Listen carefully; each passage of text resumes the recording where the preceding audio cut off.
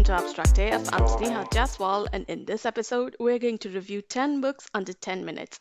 Almost all of them are graphic novels, so if you are a graphic novel enthusiast, maybe there'll be some interesting book recommendations for you in here. So let's get to number one. Sebastian O and the Mystery Play by Grant Morrison. Now, Grant Morrison is one of the biggest names in the comic book and graphic novel industry, and this book packs in two dark but very different stories.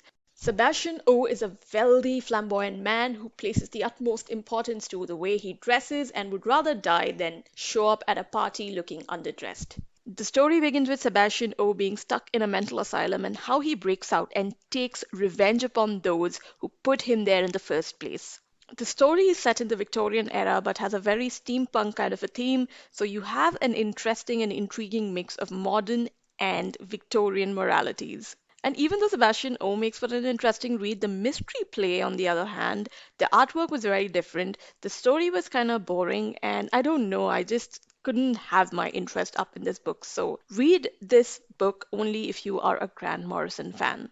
Number two, The Girl from the Sea by Molly Knox Ostertag. Now, this is a beautiful, colorful graphic novel. It follows the story of 15-year-old Margan, who is part of a cute girl group, but she cannot wait to finish school and get away from her friends and family. Her plans change when she meets a mysterious girl who says she's from the sea and can change forms. So the story follows how these two girls become very close and work together to save marine life. It's a breezy summer read. Pick it up if that sounds like something you would enjoy reading. Number three, Hedy Lamarr, An Incredible Life by William Roy and Sylvain Dorange. This novel sheds light into the life of Hedy Lamarr, who was famously known as a big Hollywood star, but a lot of people don't know that she was also an inventor. During World War II, Lamarr, along with a friend, had invented a frequency hopping system that would go on to become, in later years, the basis for the modern Wi-Fi Bluetooth systems. While I was not a big fan of the art, I felt like they couldn't capture Lamarr's charming personality on paper. Otherwise, it makes for an interesting read for those who don't know much about the actor and inventor.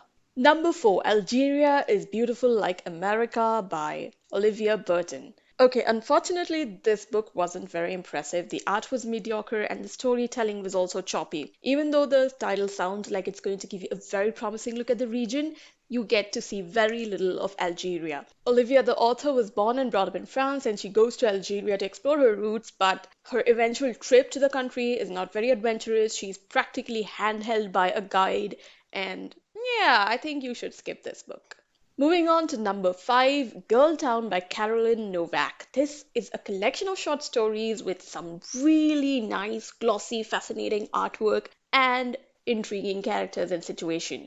There are a total of 5 stories in the book, and they're all extremely different from each other. For the first one, the author gives us a very American frat-like story, and the second one, titled Radishes, is like a mysterious mix of Studio Ghibli magic fantasy, and the story unfolds in a very unique amusement park. I loved the third story about a heartbroken girl who buys a lifelike male companion sex robot to comfort her. Titled Diana's Electric Tongue, it's not too far from the reality of our times, so there's this dystopian yet realistic element to it. Overall, it's a great collection of stories. Only problem is that I did not like the abrupt ending in most of them. I gave this one a 3 on 5 rating, but would completely recommend it to people who love reading quirky stuff. Number 6, The Dire Days of Willowweep Manor by Shaenon K. Garrity and Christopher J. Baldwin. This book has a very unique, exciting start. A young girl saves a drowning man, and then her life changes. So you don't have the usual damsel saved by a shining knight in armor. So it was a refreshing, fun change, and overall the book is quite fun too. The story is about Hallie, a college student who loves reading gothic romances, and one day she finds herself saving a man and then finds her transported to a parallel world. So be prepared for some sci-fi elements and some crazy, crazy travel theories.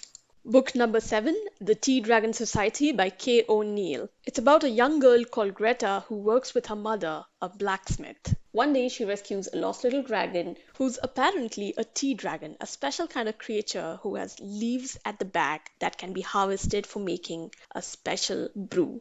And that's when she learns about this whole world of tea dragons. Honestly, this is a book meant for kids or teenagers. It's a very simple book about people sipping tea and making tea out of these little tea dragons, and if you want to explore something new in fantasy fiction, maybe give it a go.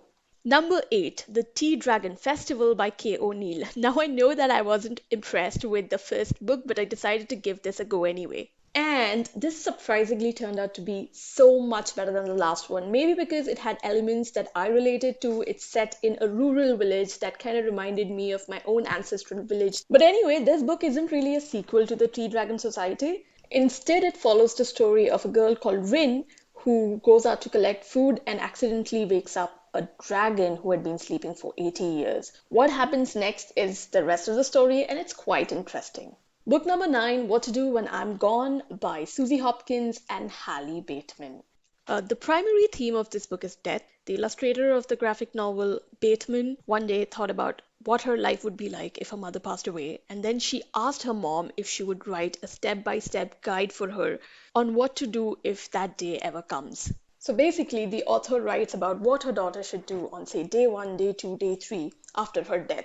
So throughout the book, Suzy Hopkins charts out how her daughter should carry on with her life, giving her advice, tips, family recipes, and sometimes very generic wisdom, stuff that you'd find in inspirational books.